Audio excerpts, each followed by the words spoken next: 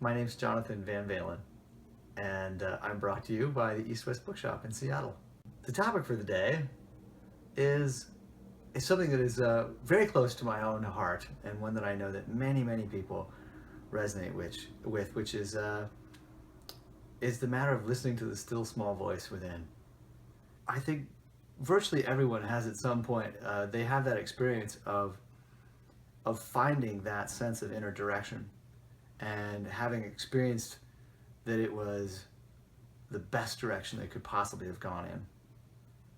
There's a funny thing about the still small voice within, that it's still and it's small. It's one of the most remarkable things about it. And it's remarkably powerful because of the fact that it's still and small. And I wanted to address that. See if we can parse that out a little. It comes off quiet, even in the midst of turmoil that we make. And it's quiet most of all because it speaks from a place of peace. It speaks from a place of peace. And because it comes from that kind of place, it does not command you. It does not command, or there's no booming voice in it. It's small because it does not command, and it does not command because it is incapable of arrogance.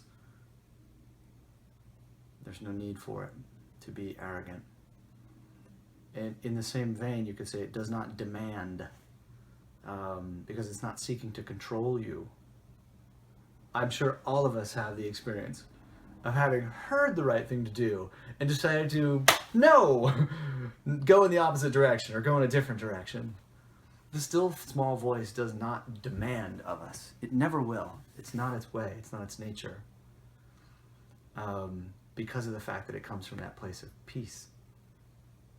It does not seek to control you. It will never seek to do anything that takes your own choice away from you. You will always have the choice to go in whichever direction you choose, whether you heed it or not. It does not seek to control you. And it does not overcome. It does not, to overcome you or overcome all the other choices that you might make or overcome you in some way, it would have to have the capability of attack. It doesn't have that. It never will have that. That's another of the reasons that it's still and quiet, and that it comes from that place of peace.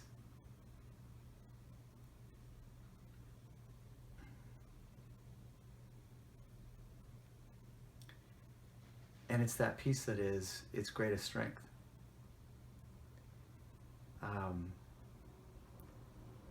All those other things, in a sense, speak of conflict, of resistance, or sort of a fight in some way. And peace is always stronger than war, if you will, because peace heals.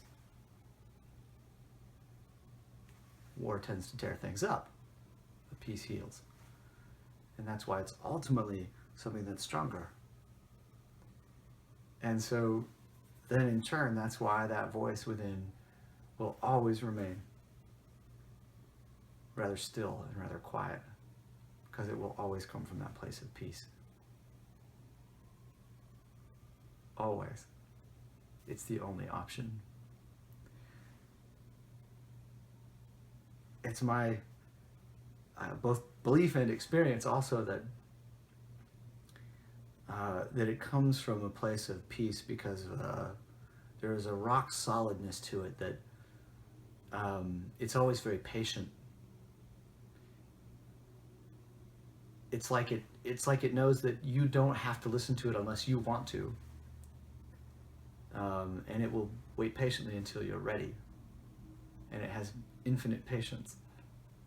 And so there's a way in which you could say, because it knows that within you, because it knows what the ultimate outcome will be, and that ultimately nobody can outwait it forever, that its patience is warranted. And because its patience is warranted, again, there's no need for it to be raucous and shrieking. It will patiently wait, knowing that ultimately the outcome is in fact sure.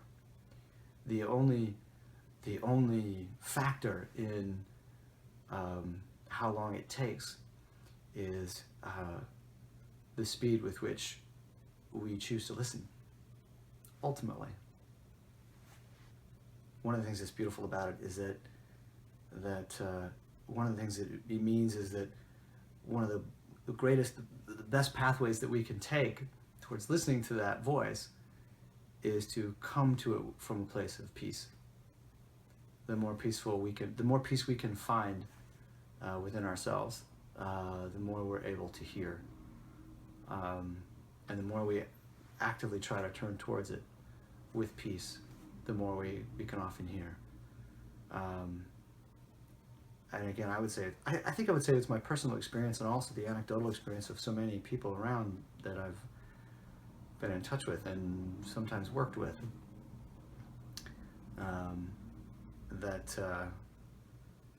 that it's natural often for people to invoke that desire for direction, like, oh, what do I do now? They want to hear the still small voice within in their moments of crisis and panic, which is of course only natural.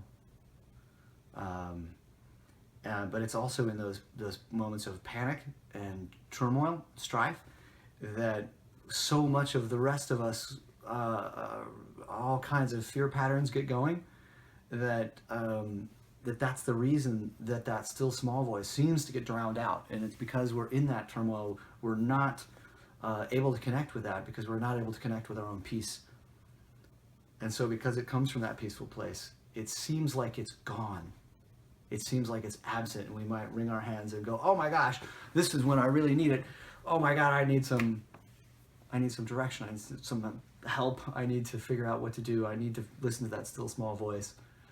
But it's because of our own turmoil that we have difficulty with it. So in the end, it will find you. And the best thing we can do to foster that is to come to it from that place of peace as much as we possibly can.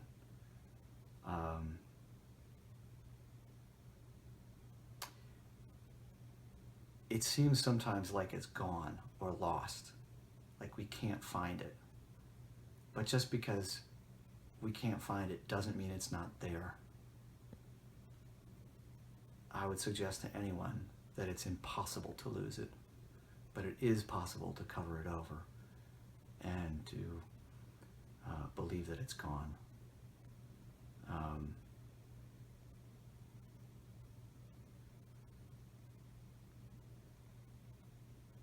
But that's about as impossible as blotting out the sun and believing it's not there any longer. The sun is still there, so that's good news.